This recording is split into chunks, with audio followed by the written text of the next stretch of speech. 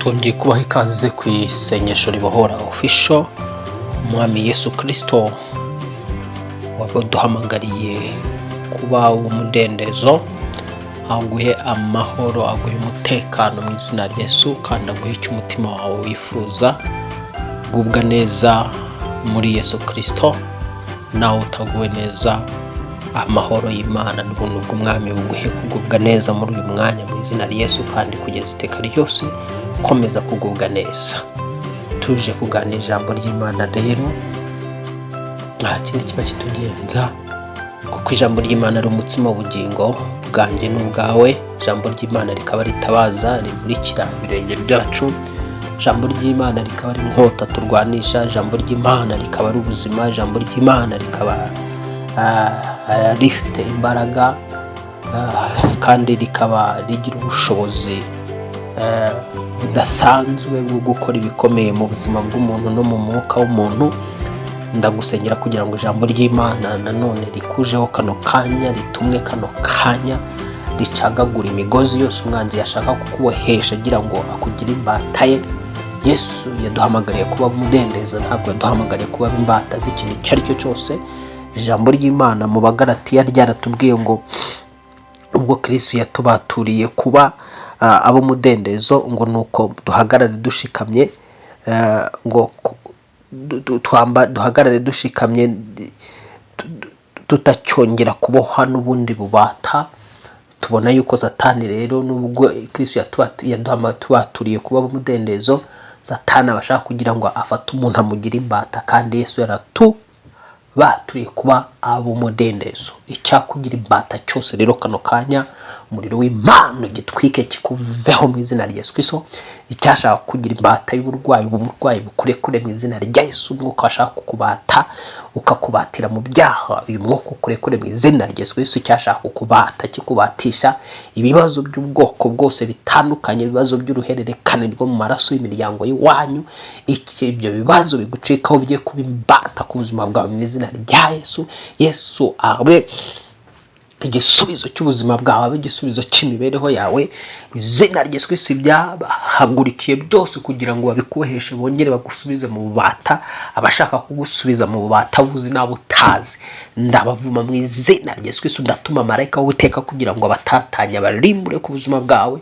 Uhabwe intsinzi, uhabwe kunesha, uhabwe umudendezo w'umwami Yesu Kristo, uhabwe amahoro ye, unezererwa mu mahoro ya Kristo, unezererwa mu mudendezo wa Yesu Kristo. Imbabazi z'Imana kugota iburyo n'ibumoso mu izina rya Yesu. Reka rero tuganire ijambo ry'Imana. Sinzi impamvu nangiye nkatangirira mu mwuka w'isengesho rikubohora, mu mwuka w'isengesho rica imigozi. Birashoboka hari umuntu Imana uri kunyumva kano kanya atameze neza, ariko reka ikintu cyose kano kanya gituma utagubwa neza mu izina rya Yesu, ikitarigeze giterwa na data ku buzima bwawe. Handitse yuko igiti cyose kitatewe na data kizaranduka.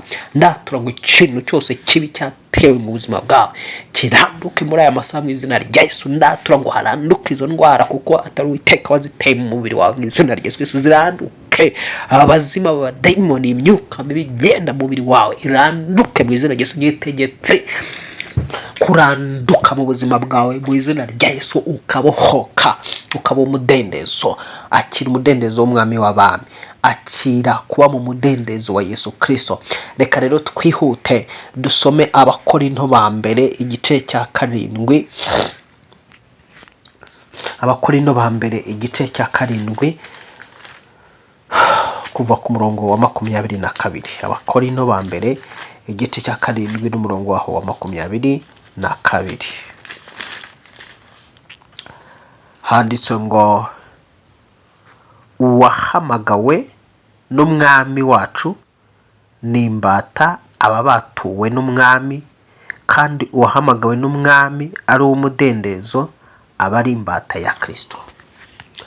Urumva ko hano ijambo rivuga yuko uwahamagawe n'umwami w'abami ari we Yesu Kristo abaturwa akaba umudendezo. Ni nuwagize gute? N'uwahamagawe ari umudendezo ahinduka imbata ya Kristo. mu by'ukuri Kristo yaduhamagariye kugira ngo tube abantu bafite freedom mu buzima bwacu, abantu bafite kwigenga, batagengwa n'imizimu, batagengwa n'imyuka mibi, batagengwa n'abarozi. Iyo aguhamagaye agasanga uri imbata y'umurozi, agukura mu bata bw'uwo murozi wari warakubase. Iyo aguhamagaye wari imbata y'umwana w'umuntu, agukura mu bata bw'uwo muntu wari warakubase. Iyo aguhamagaye uri imbata y'ubutunzi, akubatura mu bata bw'ubutunzi ukaba imbata mu izina rya Yesu Kristo. Iyo aguhamagaye uri imbata y'ubukene, agukura munsi y'uwo murongo w'ubukene, akakura mu bata bw'ubwo bukene, akaguha ubuzima mu izina rya Yesu. Yesu yazanywe no kugira ngo abantu babone ubugingo kandi ubugingo bwuzuye. Ijambo ry'Imana rivuga ngo dore nta kindi yenze umujura agenzwa no kwiba, kwica no kurimbura, ariko jyeweho nazanywe no kugira ngo zibone ubugingo kandi ubugingo bwuzuye. Yesu yazanywe no kugira ngo abantu babone ubugingo bwuzuye, ubugingo budacagase, abantu babone amahoro yuzuye, abantu babone umutekano wuzuye, abantu babone ibyishimo byuzuye, abantu babohoke, bacike ku cyaha kandi bagicikaho bakineshe mu izina rya Yesu. Yesu yahamagaye abantu, abahamagariye kugira ngo abakure mu bubata bw'ikintu icyo ari cyo cyose kibagira imbata. Ugomba kwanga kuba imbata y'umuntu cyangwa se imbata y'abadayimoni, ugomba kwanga kuba imbata y'imyuka mibi, ugomba kwanga kuba imbata y'indwara, ugomba kwanga kuba imbata y'ibibazo ibyo aribyo byose bya hano mu isi. Uri imbata y'umwami w'abami Yesu Kristo, kandi Yesu Kristo abata neza uwo yashatse kubata, mubatisha gukiranuka, akamubatisha kumugirira neza. Ntabwo amushyira mu bubata bwo kumugirira nabi, ahubwo amushyira mu bubata butuma agubwa neza, atekana. Uri imbata ya Kristo rero, ntabwo uri imbata y'umurozi. Umurozi wese wari warakugize imbata kure kure. Nk'uko ijambo rero rivuze, turisomye muri Byumba rikavuga ngo uwahamagawe n'umwami wacu ari imbata aba batuwe n'umwami. Uwahamagawe n'umwami wacu ari imbata aba batuwe n'umwami. Birashoboka ukaba warinjiye mu gakiza, wari ufite ikibazo cy'abadayimoni bakubase, ufite ingeso zakubase, ufite imico mibi yakubase, ufite icyaha cyakubase, ufite ibintu runaka byakugeza imbata. Rero iyo uhamagawe n'umwami wacu Yesu Kristo, ahita amukura muri ubwo bubata. Ni ngombwa rero kutangira kwakira kuva mu bubata bwa Satani mu izina rya Yesu. Ni ngombwa kuba wizera kuva mu bucakara n'ubukoroni bwa Satani. Imbaraga za gukoronizaga zose ntegetse umuriro w'Imana kuzitweka no kuzikongora. Ijambo rirambwira ngo hamagara aba 12 abaha ubutwari bwo kwirukana abadayimoni no gukiza indwara zose. Imana yaduhaye ubutwari bwirukana abadayimoni no gukiza indwara zose. Ndatura rero kugira ngo buri kibazo cyose kijyanye n'umubiri wawe, buri ndwara yose Satani yagushyizeho, abarozi bagushyizeho, imitwaro wahekeshejwe n'abana b'abantu, ndatura ngo nigwe hasi katika jina la Yesu. Buretwa bwose bwari bukuriho, ububata bwari bukuriho, ndabutwika, ndaburimbura mu izina rya Yesu Kristo. Ndarimbura ububata bwose bwari bukuriho, bwari buri mu mugongo wawe, bwari buri mu bitugu byawe, bwari buri ku mutwe wawe, bwari buri mu maraso yawe, bwari buri mu nyama z'umubiri wawe, bwari buri mu mikorere yawe, bwari buri mu rugo rwawe. Ububata bwose Satani yazanye ku gice cy'umuryango wawe, akabuzana ku gice cyo guhamagarwa n'Imana, akagira ngo akoreke kutahamagawe. Ubwo bubata bwose ndabusenya mu izina rya Yesu Kristo, ndaburimbuza amaraso Yesu Kristo. Ndatura kugira ngo Yesu Kristo watuzaniye kubaturwa, imbaraga z'umwuka wa Kristo ziguhangeho kano kanya, imbaraga z'umwuka wera ziguhangeho kano kanya, zihange ku mazina yawe, imbaraga z'umwuka wera zihange ku isura yawe, imbaraga z'umwuka wera zihange ku bugingo bwawe, imbaraga z'umwuka wera zihange kuri wowe imbere, imbaraga z'umwuka wera zihange kuri wowe inyuma. Kwa jina la Yesu, icyari ubukoroni bwose ndetse n'igice cyose cy'ubuzima bwawe cyakoronijwe na Satani, turakimwambura mu izina rya Yesu Kristo. Twambuye umurozi icyo yakoronije ku ruhande rwawe n'ubuzima bwawe. Umurozi wakoronije icyitwa umugisha w'urugo, akawicaraho akawitendekaho, tumuteresheje izina rya Yesu Kristo twahawe gukirizwamo, tumuteresheje izina rya Yesu Kristo twahawe kubohokeramo. Ndatura ngo murekure uyu muntu mwari mwarakoronije igite cy'urushako rwe, murekure urushako rwe mu izina rya Yesu Kristo. Musubire ikuzimu aho mwategekeye kuba, yemwe mwabiyokamo bimwe mwashatse gukoroniza umubiri w'uyu muntu, murekure muhunge mu izina rya Yesu Kristo. Muhunge inyama z'umubiri we, muhunge imitsi we mu izina rya Yesu Kristo, muhunge inyama z'umubiri we, muhunge ingingo ziwe mu izina rya Yesu Kristo, muhunge DNA yiwe mu izina rya Yesu Kristo, muhunge seli ziwe, muhunge tishwe ziwe na organe ziwe kwa jina la Yesu. Ndatura ngo muhunge no muntu abone kubohorwa kuzanwa n'umwami Yesu Kristo, abonwe kubohorwa kuzana n'imbaraga z'umukiza wacu Yesu Kristo, kuko handitswe yuko ngo umwana naba batura tuzaba tubatuye by'ukuri. Ndakwatura kugira ngo Yesu akubature, ndakwatura ngo Yesu akubature, akira freedom ku buzima bwawe mu izina rya Yesu. Pokea uhuru wako ambao umenyanganywa na mashetani, uhuru wako ulionyanganywa na wana wa ibilisi, uhuru wako ulionyanganywa na farume za giza kwa jina la Yesu. Nakutamkia uhuru sasa. Pokea uhuru wa kufunguliwa kwa moyo wako katika jina la Yesu. Pokea uhuru wa kufunguliwa kwa akili yako kwa damu ya mwana kondoo. Pokea uhuru wa kufunguliwa kwa huduma na wito ndani yako kwa damu ya mwana kondoo. Akira umudendezo, akira mu izina rya Yesu Kristo wa Nazareti. Ubwigenge bwose bugukwiye mu izina rya Yesu Kristo yakuzaniye katika jina la Yesu. Cyari ubukoroni bwose kuri cya Satani ku buzima bwawe gicike, imbaraga z'umwami Yesu zikwiharire mu izina rya Yesu. Uwiteka kurengere kandi Uwiteka gutabare. Reka twihute rero nkuko twe turimo turasoma ijambo ritubwiye yuko wahamagawe ari imbata, wahamagaye n'umwami wacu ari imbata, ababatuwe n'umwami, akira kubaturwa n'umwami mu izina rya Yesu. Wikongera kwibona nk'imbata y'abadayimoni, wikongera kwibona nk'imbata y'ubukene, wikongera kwibona nk'imbata y'ibyaha runaka, wikongera kwibona nk'imbata y'ikintu icyo cyo cyose. Ntuzemere kuba n'imbata y'idini, twahamagare kuba imbata ya Kristo. Dusoma rero Abakorinto nanone igice cyaho Abakorinto ba kabiri igice cyaho cya 3 n'umurongo waho wa 17. Abakorinto ba kabiri igice cya 3 n'umurongo waho wa 17. Reka aho ngaho twasome mu izina rya Yesu Kristo, naho tumve uko havuga. Umunsi ntabwo turi ndumva tutari buze gutinda. Abakorinto ba kabiri igice cya 3 n'umurongo waho wa 17 handitse ngo nuko rero umwami niwe mwuka kandi nuko rero umwami ni uw'umwuka, kandi aho umwuka w'umwami ari niho haba umudendezo. Ariko twebwe twese ubwo tureba ubwiza bw'umwami tubureba nko mu ndererwamo, no mu maso hacu hadatwikiriye, duhindurirwa gusa nawe tugahabwa ubwiza buruta ubundi kuba bwiza nk'ubw'umwami w'umwuka. Yesu yiteguye kugira ngo nge nawe atwinjize mu mudendezo we, kandi nawe emera kwinjira mu mudendezo we kano kanya mu izina rya Yesu. Emera kwinjira mu mudendezo wa Yesu Kristo. Hano ijambo ravuze ngo nuko rero umwami ni umwuka, kandi aho umwuka w'umwami ari niho haba n'umudendezo. Nukuvuga ngo rero ahantu hatari umwuka wa Kristo nta mudendezo ubuhari, haba ubukoroni bukomeye cyane, haba ubukoroni bw'imbaraga z'ubupfumo, haba ubukoroni bw'imbaraga z'icyaha. Ahatari umwuka wa Kristo haba ubukoroni bw'indi myuka itari ya Kristo.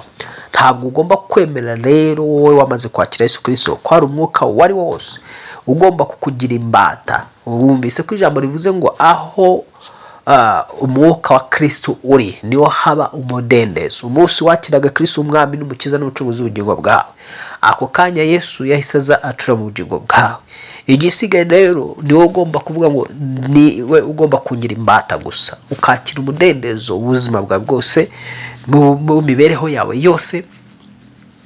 Hanyuma nyuma y'uwo mudendezo ukakira ubwiza bwa Yesu Kristo bw'umwuka wa Kristo, akira ubwiza bw'umwuka wa Kristo mu izina rya Yesu. Umwuka wa Kristo ni umwuka ubohora abantu, ni umwuka ukiza ibibazo by'abantu, ni umwuka ukora ibitangaza, ni umwuka uhamagara abantu, ni umwuka uvana abantu mu mbaraga z'ibyaha, ni umwuka uvana abantu muri kasho za kuzimu, kasho zo mu mwuka n'amagereza y'umwuka. Kuko Yesu bamuzanira igitabo cy'umuhanuzi Yesaya, yasanze yabumbuye igitabo ngo abona igice cyanditswe ngo umwuka w'iteka ari kuri jye, yansigiye amavuta kugira ngo mbwirize abakene ubutumwa bwiza, ndetse no kumenyesha imbohe ko zibohowe n'abari. Reka dusome uwo murongo ntavuga nabo kutari wumve muri bimwe byazanye Yesu Kristo. Nuvuga ngo Yesu Kristo umwuka umuriho kugira ngo agukingurire usoke mu nzu y'imbohe. Umwuka wa Kristo ukuriho kugira ngo ugukure mu byago no mu makuba no mu bibazo byose Satani ashaka kuguteza ubuzima bwawe, Satani ashaka guteza imibereho yawe.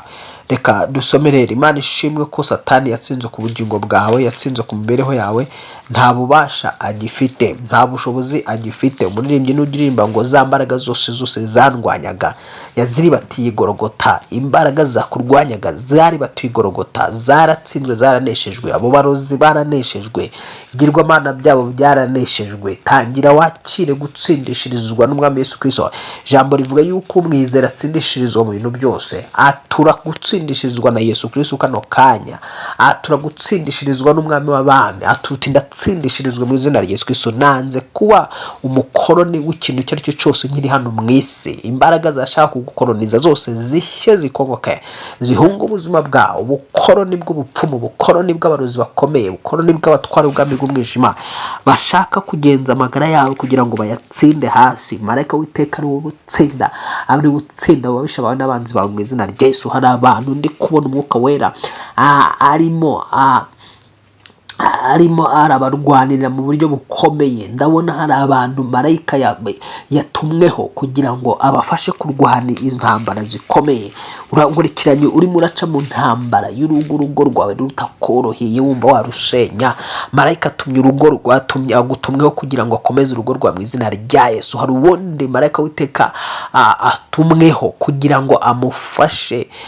Ubabajwe n'iterambere ryawe, urakora ugahora wizengurukaho nta hantu uva na ahantu ugana.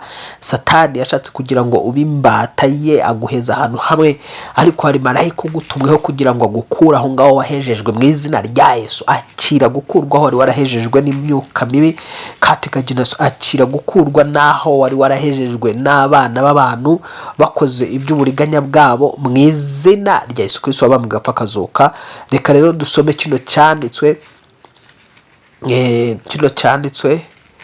turebe, turimo turagishaka. Yesu bamusanga mu rusengero akabona icyanditswe kimwanditseho. Muri uko kubona icyanditswe kimwanditseho atangira kuvuga ati umwuka w'iteka ari kuri jye, kandi yansize amavuta kugira ngo mbwirize abakene ubutumwa bwiza. Yesu yaje mu isi kugira ngo wakire ubutumwa bw'umudendezo wawe, ubwirwe ko ubohowe, ubwirwe ko uhawe umudendezo, ubwirwe ko uhawe kubohoka, kandi ukinguruka bukuwe mu nzu y'imbohe. Imana iragukinguriye, uvanywe mu nzu y'imbohe mu izina rya Yesu. Uwiteka aragukinguriye, uvuye mu nzu y'imbohe kano kanya mu izina rya Yesu. Byari byaragushyize mu nzu y'imbohe byose, ibyo nibyo bishyizwe muri iyo nzu y'imbohe mu izina rya Yesu. Abadayimoni nibo bategekewe kuba ahantu h'umwijima. Ndategeka ngo bimuke bave ku buzima bwawe mu izina rya Yesu Kristo. Uwiteka kutegekere amahoro, ukingurirwe uve mu byari bikugoye mu izina rya Yesu Kristo risumba amazina yose.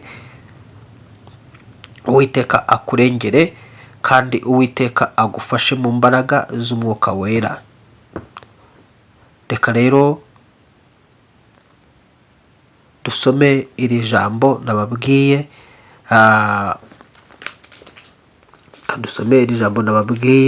Ndimo ndarishaka kugira ngo turisome, kandi tugomba kurisoma nyine. kuko umwuka w'Uwiteka ari kuri Kristo kugira ngo agukure mu bubata bw'umwanzi. Nta kindi cyatumye yerekanwa ku buzima bwawe, ni ukugira ngo atsembe amareho imirimo yose ya Satani. Yesu yerekanwe kugira ngo amareho imirimo ya Satani, ubwo bukoroni bwa Satani. Murabizi yuko muri Afurika yabanje gukoronizwa, abayirwaniye basaba umudendezo wayo cyangwa se ubwigenge bwayo, byabasabye igihe nyine cyo kugira ngo bemere guhara amagara yabo no gutanga ubuzima bwabo kugira ngo Afurika kano kanya dufite, cyangwa bimwe mu bihugu mu byo mwaba murimo abadukurikiranye byakoronijwe, hari ababirwaniye kugira ngo bibashe kugira gute, hari ababirwaniye kugira ngo bibashe kubona uwo mudendezo bifite. Rero ndagira nkubwire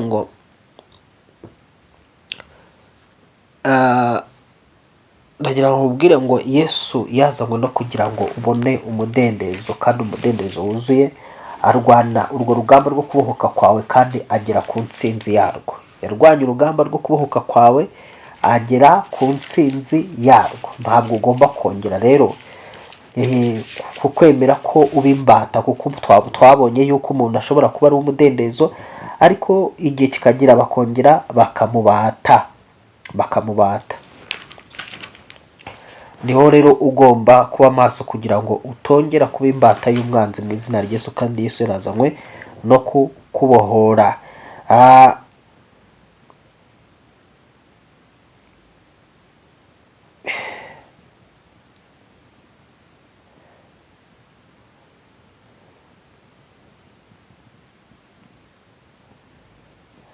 Rero Imana y'amahoro ikugirire neza, kandi Imana y'amahoro igutabare. Ukuboko kw'Imana kukwiyereke kano kanya mu izina rya Yesu Kristo wanesheje urupfu n'ikuzimu. Ukuboko kw'Imana kukwigaragarize mu izina rya Yesu Kristo wapfuye akazuka. Ineza y'Imana iguserukeho kano kanya mu mbaraga z'umwuka wera. Kadusome Luka igice cya 4 n'umurongo wa 18. Luka igice cya 4 umurongo wa 18. Aba ariho tureba aho ngaho, ndetse turahita twinjira nanone mu mwuka twatangiriyemo w'isengesho.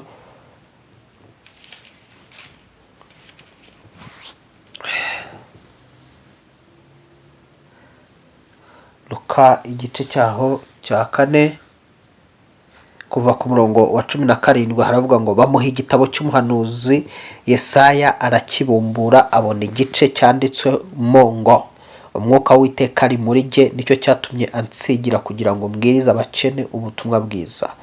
Yantumye kumenyesha imbohe ko zibohorwa, n'impumyi ko zihumuka, no kubohora ibisenzegeri, no kumenyesha abantu iby'umwaka umwami agiriyemo imbabazi. Urumva icyazanye Yesu Kristo icya mbere byari kugira ngo abwirize abakene ubutumwa bwiza, abo Satani yakenesheje mu buryo bw'umwuka, batazi amakuru y'ijuru, batazi iyo biva n'iyo bijya. Yesu yazanywe no kugira ngo abazanire ubwo butumwa bwiza bwuzuye ubukire bw'ubuzima bw'iteka, bwuzuye ubukire bwo kubohoka no gukira. Hepfo noneho aravuga ngo amutuma kumenyesha ko imbohe zibohorwa n'impumyi zihumuka. Aka kanya mu izina rya Yesu, wari warashatse kugira imbohe ye, agashaka kugira ngo ahinduke imbata ye, ndamubwira yuko akurekuye mu izina rya Yesu. Ndamutegeka kugira ngo akurekure. Umuzimu, igeni, umurozi, umwana w'umuntu ujya utandukana n'umubiri we akambara abadayimoni, akaza kukwataka kugira ngo akujyane mu bubata bwe. Uwo mwana w'umuntu, ukuboko kw'Imana kumuremerere, marayika w'Uwiteka mutsinde, imbaraga z'Imana zigusha uwo muntu mu izina rya Yesu, ubasha gucomoka mu mubiri we, maze we nyirizina akambara igini, we nyirizina akambara igikoko, we nyirizina akambara inka, we nyirizina akambara inyamaswa y'inkazi, akakwirukankana mu buryo bw'ibitotsi, akakwirukankana mu buryo bw'inzozi. Hari umuntu ndi kubona watakwa n'abarozi, umurozi yamara kumwataka akaza akambara inyamaswa ishaka kukwica, inka ishaka kukwica, ukabona ugahita ushiduka ukava mu nzozi inka yari guhitanye. Ni umurozi ukugendaho, ni umurozi wambara iyo nka, marayika w'iteka mukubite hasi, marayika w'iteka mutsinde. Uwo murozi uguhejeje kwishiga, marayika w'iteka mutsinde. Uwo murozi ukubujije urubyaro, marayika w'iteka amutsinde katika jina la Yesu. Uwatumwe kugira ngo aguhindure kuba imbata ye, uhinduka umukozi we mw'isi ya kirozi. Uyu muntu washatse kuguhindura umukozi we mw'isi ya kirozi, ukuboko kw'Imana kumuremerera, imbaraga z'Uwiteka zimurimbure mu izina rya Yesu Kristo umwana w'Imana nzima. Ahantu hose wibonaga uri mu nzu y'imbohe, mu nzu z'ibyatsi, kuko umurozi ashobora gufata umuntu akagenda akamuhambirira mu kazu k'ibyatsi. Umurozi ashobora gufata umuntu akagenda akamuta mu mugezi utemba, akamuta ahantu mu bihanamanga, akamuta ahantu nko mu matongo. Ahantu hose wibona mu isi y'umwuka, niba ujya urota uri mu matongo y'iwanyu ya kera, menya ngo nyine ubuzima bwawe bwabohewe mu matongo aho ngaho. Nyine icyo ubona mu nzozi ni ishusho y'ibiriho mu isi y'umwuka byabaye ku buzima bwawe. Ndagutandukanya n'amatongo yo kwa baso wanyu no kwa banyogokuru wanyu kwa Cinara Yesu. Ndagutandukanya n'amatongo y'aho wavukiye n'aho ukomoka kwa Cinara Yesu. Nohereje umuriro w'Imana kugira ngo twike ibintu byose byakorewe ku mazina no ku buzima bwawe, n'imigenzi, imihango byagiye bikorerwa kuri wowe mu izina rya Yesu. Muri ayo matongo ya kera aho ngaho mwigeze gutura, nohereje ijambo kugira ngo rigukure aho hantu mu izina rya Yesu. Rikure ibirenge byawe aho hantu, ibirenge byawe nibikurwe mu maboko y'ubwami bw'umwijima, nibikurwe ku misozi ya Satani. Ibirenge byawe nibikandagizwe ku musozi w'Uwiteka, ibirenge byawe nibyagurirwe inzira mu mbaraga z'umwuka wera. Ndagusengera mu izina rya Yesu Kristo kugira ngo marayika w'Uwiteka azasoze icyakwanditsweho, nk'uko bazaniye Yesu Kristo igitabo cy'umuhanuzi akakibumbura akabona ibimwanditsweho. Katika jina nawe ndakwatura kugira ngo iby'ijuru ryakwanditseho, imbaraga zawe imbaraga z'Imana zibisohoze, imbaraga z'umwuka wera zibusoze. Tangira ucika imigozi yose yari kuboshye mu izina rya Yesu. Imigozi iracitse kwa Cinara Yesu. Imigozi y'indwara z'imitsi iracitse mu izina rya Yesu. Imigozi y'uburwayi bwo mu nda iracitse mu izina rya Yesu. Imigozi yo kubyara zivamo ndayicisha amaraso Yesu Kristo. wo twita zikavamo mu izina rya Yesu. Iyo migozi ndayica ku buzima bwa mu izina rya Yesu Kristo. Imigozi yo gupfusha bya hato na hato ndagutandukanya n'imigozi y'urupfu ikurura abantu bo mu muryango w'iwanyu buri mwaka akagenda hava umuntu. Ndagutwikaho imyuka yose yo gukenyuka, ndagutandukanya n'imbaraga zo gukenyuka kwa Cinara Yesu. Wanesheje urupfu n'ikuzimu, imbaraga zari zakugize imbata y'ubusambanyi ndazitwika, zikurekure ntugasambane ukundi mu izina rya Yesu Kristo. Zari zakugize imbata y'ubupfapfa, zikurekure ubwo bupfapfa bukurekure mu izina rya Yesu Kristo. Zari zarakugize imbata y'inzoga, wa mwuka wari wagize uyu muntu umubatisha inzoga kuyibona nani kuyibona yayibona agasa nk'ubonye ikindi kintu. Ndagutandukana n'ububata bw'inzoga wa mugabo we, wa mukobwa we. Imbaraga z'Imana zikurimbure ahubwo bubata bwose, ubuhoke wiharirwe n'umwami Yesu Kristo. Ukingurirwe uve mu nzu y'imbohe yose Satani yakubohemo, inzu umurozi yakubohemo. Ndakwatura kuyisohokamo kano kanya mu izina rya Yesu. Ya nzu ujya ubona utazi nawe aho iri, ukayibona gutyo mu buryo bw'inzozi. Ni igishushanyo kikwereka ko hari ahantu inzu runaka ubitswemo, wazikingiraniwemo kwa Cinara Yesu. Reka marayika wawe w'Uwiteka agucingurire ukurwa ahantu wari waracingiraniwe mu izina rya Yesu Kristo. Ndatura kugira ngo ibiganza byanjye n'ibyawe umuriro w'Imana ubibohore, umuriro w'Imana utwike ibintu byose bikorerwa ku biganza byawe, bikorerwa ku maboko yawe. Umuriro w'Imana ubitwike, imbaraga za Yesu Kristo zibohore ibiganza byawe, zibohore ibiganza byawe. Umuntu wese wari wafataga ibiganza byawe kungukira mu biganza byawe mu buryo bwa Satani, mu buryo bwa kirozi, yarabasha ibiganza byawe bikontorora bifite mu isi y'abadayimoni. Rekura ibiganza by'uyu muntu mu izina rya Yesu Kristo. Ndasenya no murozi kugira ngo arekure ibiganza by'uyu muntu. Ndasenya no murozi kugira ngo arekure ibiganza by'uyu muntu mu izina rya Yesu. Wa murozi, rekura ibiganza by'uyu muntu, rekura amaboko y'uyu muntu, rekura ibihabye, rekura umutima we, rekura ibirenge bye kwa Cinara. Reka umubiri ugira umutekano, reka umubiri wawe winjire mu mudendezo wa Kristo. Ibyakujije umudendezo igihe kirekire kano byose bicibwe, bitwikwe n'amaraso Yesu Kristo. Imbaraga za Yesu Kristo zikubohore. Ndatura kugira ngo umwuka wa Kristo akubeho, kuko mvise ijambo ryavuze ngo nuko rero umwana umwami ni umwuka, kandi aho umwuka w'umwami aba ari niho haba umudendezo. ahatari umwuka wera nta mudendezo uhaba, ahatari umwuka wa Yesu Kristo nta mudendezo uhaba. Mu yandi magambo, ahatari umwuka wa Yesu Kristo hagomba guhinduka, hagomba gusanga hari undi mwuka wahatuye uje kubata. Rero umwuka wari waragerageje gutura aho umwuka wa Kristo akagombye gutura mu buzima bwawe. Uwo mwuka wari waratumwe kugira ngo uze wicare mu buzima bwawe, guhindura imbata yawe. Urakurekuye katika jina, urakurekuye mu mbaraga z'umwuka wera, urakurekuye. Ngavuga uti ndekura wa mwuka we, ndekura mu izina rya Yesu Kristo. Wa mwuka mubi we, ndekura mu izina rya Yesu. Umuriro w'Imana ugutwike.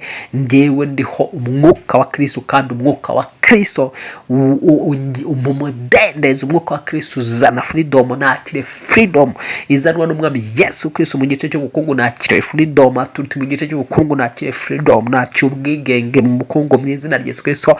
Aturutse nakire ubwigenge mu muhamagaro wanjye mu izina rya Yesu Kristo. Aturutse nakire ubwigenge mu rugo rwanjye no mu rubyaro rwanjye Yesu Kristo apfuye akazuka. Aturutse nakire ubwigenge ku magara yanjye, nakire ubwigenge ku buzima bwanjye bwose, ku mikorere yanjye, ku maraso, inyama, amagufwa n'imitsi. Nta ubwigenge, nta mwuka uzongera kungenga ukundi. Urakoze mwami ko bibaye umuntu ukaba umuhaye umudendezo. Amashimwe n'icyubahiro kugarukire mu ijuru no mu isi mu izina rya Yesu. Amen. Amen. Amen.